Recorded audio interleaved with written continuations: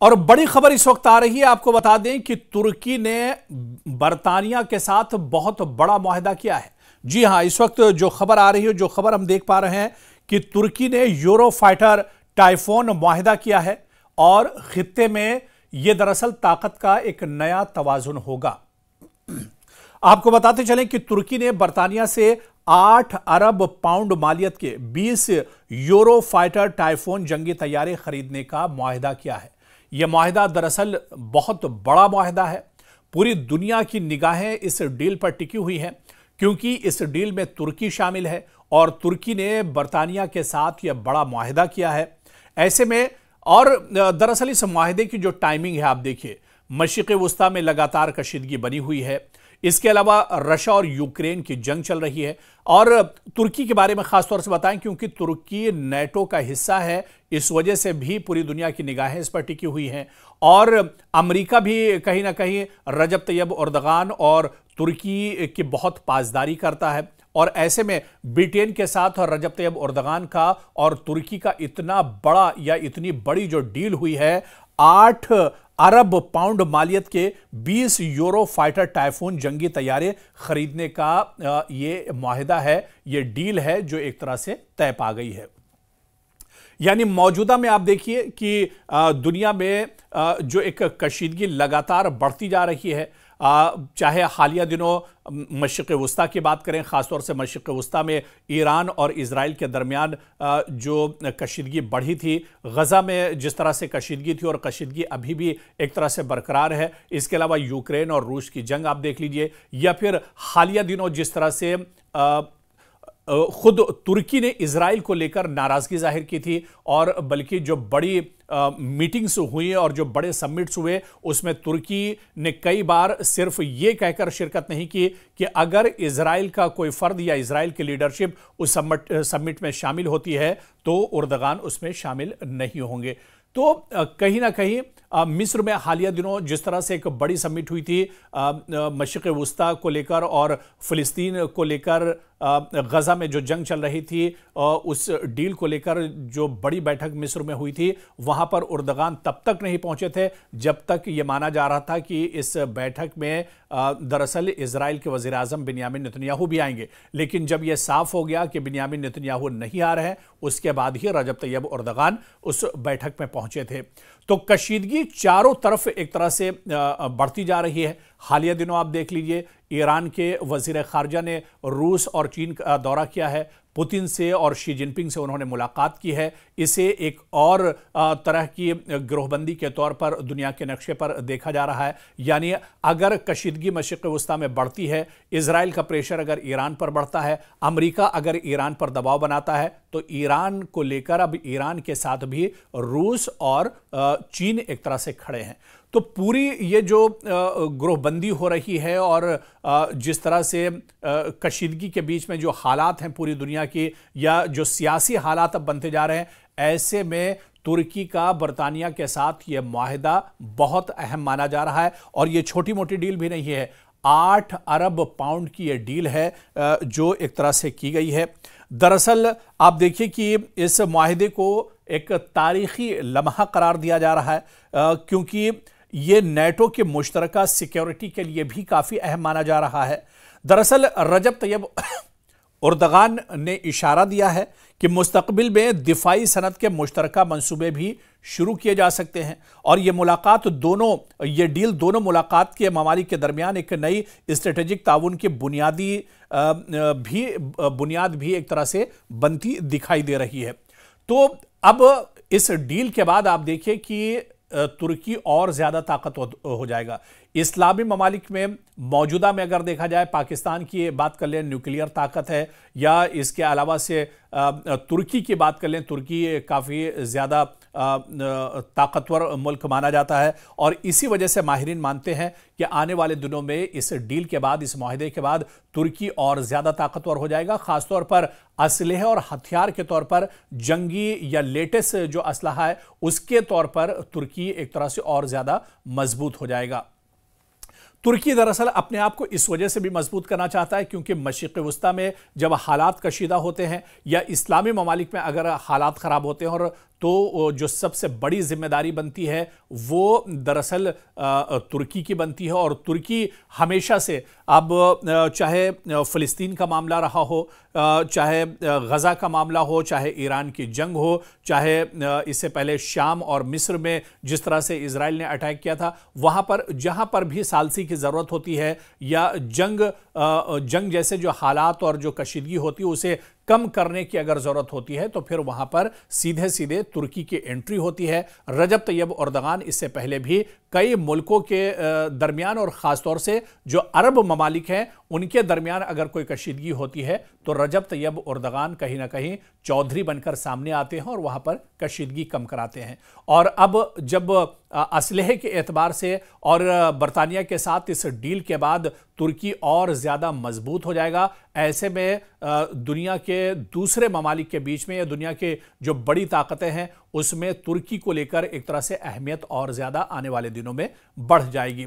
तो ऐसे में इस डील के कई दरअसल माने निकाले जा रहे हैं क्योंकि तुर्की नेटो का भी मेंबर है और नेटो ममालिक में भी तुर्की की अहमियत इस डील के बाद कहीं ना कहीं और ज़्यादा एक तरह से बढ़ जाएगी। और इस तरह से आप देखिए कि मुल्की दिफाई सनत की खुद किफ़ालत का मकसद जो है वो भी तुर्की का पूरा हो जाएगा। अमेरिका के साथ F-35 प्रोग्राम तनाज़े के बाद इसे एक दरअसल नई स्ट्रेटेजी और हिकमत अमली के तौर से देखा जा रहा है। मुस्तकबिल में इजरायली F-35 और दीगर जदीद तैयारों का मुतबादिल इसे बनता हुआ देखा जा सकता है। टाइफून आर्जी मगर ज़रूरी खलापुर करेगा, जबकि KAAN मुस्तकबिल का स्ट्रेटेजिक असासा भी ये दरअसल हो सकता है तुर्की के लिए। तो कहीं ना कहीं नेटो में तुर्की की स्ट्रेटेजिक अहमियत की वापसी एक तरह से होगी।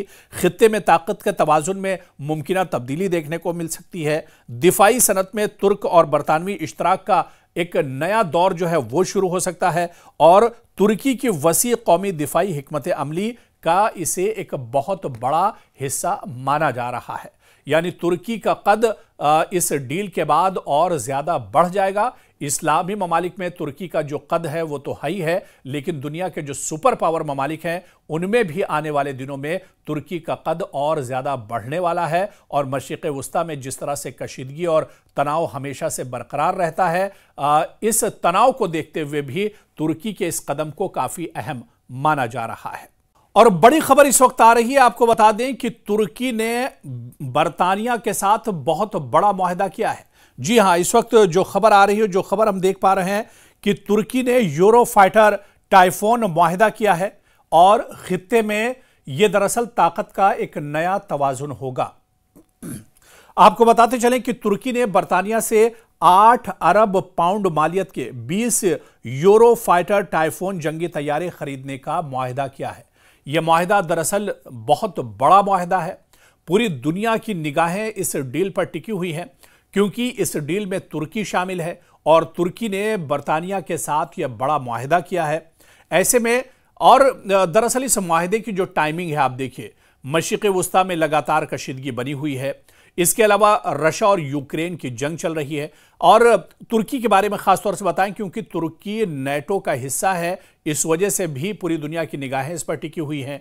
और अमेरिका भी कहीं ना कहीं रजब तैयब एर्दोगान और तुर्की की बहुत पासदारी करता है। और ऐसे में ब्रिटेन के साथ और रजब तैयब एर्दोगान का और तुर्की का इतना बड़ा या इतनी बड़ी जो डील हुई है, 8 अरब पाउंड मालियत के 20 यूरो फाइटर टाइफून जंगी तैयारे खरीदने का ये मुआहदा है, ये डील है जो एक तरह से तय पा गई है।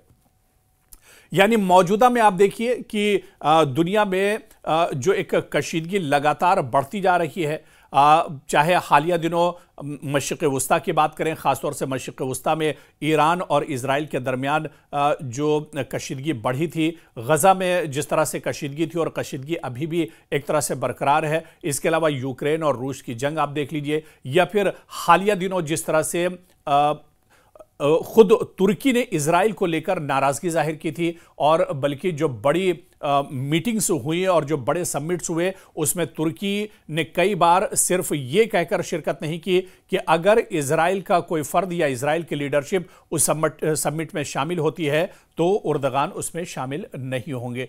तो कहीं ना कहीं मिस्र में हालिया दिनों जिस तरह से एक बड़ी समिट हुई थी मशरिक़ वुस्ता को लेकर और फ़िलिस्तीन को लेकर, गज़ा में जो जंग चल रही थी उस डील को लेकर जो बड़ी बैठक मिस्र में हुई थी, वहां पर उर्दगान तब तक नहीं पहुंचे थे जब तक ये माना जा रहा था कि इस बैठक में दरअसल इजराइल के वज़ीर आज़म बिन्यामिन नेतन्याहू भी आएंगे। लेकिन जब यह साफ हो गया कि बिन्यामिन नेतन्याहू नहीं आ रहे हैं, उसके बाद ही रजब तैयब उर्दगान उस बैठक में पहुंचे थे। तो कशीदगी चारों तरफ एक तरह से बढ़ती जा रही है। हालिया दिनों आप देख लीजिए, ईरान के वजीर खारजा ने रूस और चीन का दौरा किया है, पुतिन से और शी जिनपिंग से उन्होंने मुलाकात की है। इसे एक और तरह की गिरोहबंदी के तौर पर दुनिया के नक्शे पर देखा जा रहा है। यानी अगर कशीदगी मशरिक़ वुस्ता में बढ़ती है, इजराइल का प्रेशर अगर ईरान पर बढ़ता है, अमेरिका अगर ईरान पर दबाव बनाता है, तो ईरान को लेकर अब ईरान के साथ भी रूस और चीन एक तरह से खड़े हैं।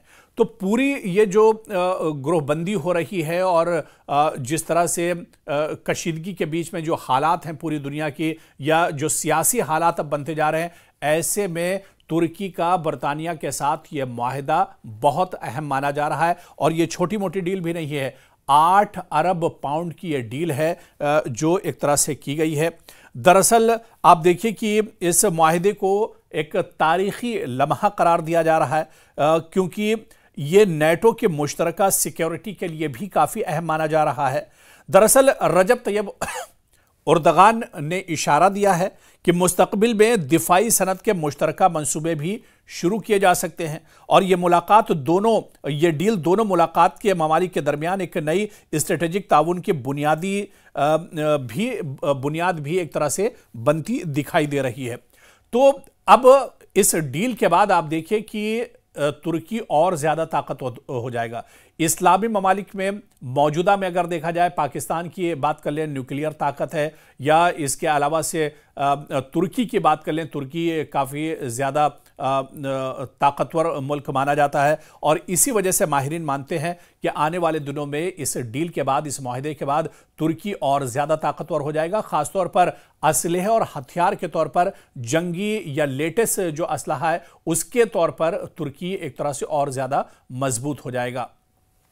तुर्की दरअसल अपने आप को इस वजह से भी मजबूत करना चाहता है क्योंकि मशरिक़ वुस्ता में जब हालात कशीदा होते हैं या इस्लामी ममालिक में अगर हालात ख़राब होते हैं, और तो जो सबसे बड़ी जिम्मेदारी बनती है वो दरअसल तुर्की की बनती है। और तुर्की हमेशा से, अब चाहे फ़िलिस्तीन का मामला रहा हो, चाहे गज़ा का मामला हो, चाहे ईरान की जंग हो, चाहे इससे पहले शाम और मिस्र में जिस तरह से इजराइल ने अटैक किया था, वहाँ पर जहाँ पर भी सालसी की ज़रूरत होती है या जंग जैसे जो हालात और जो कशीदगी होती है उसे कम करने की अगर जरूरत होती है, तो फिर वहां पर सीधे सीधे तुर्की की एंट्री होती है। रजब तैयब उर्दगान इससे पहले भी कई मुल्कों के दरमियान और ख़ासतौर से जो अरब ममालिक हैं उनके दरमियान अगर कोई कशीदगी होती है तो रजब तैयब उर्दगान कहीं ना कहीं चौधरी बनकर सामने आते हैं और वहां पर कशीदगी कम कराते हैं। और अब जब असलहे के एतबार से और बरतानिया के साथ इस डील के बाद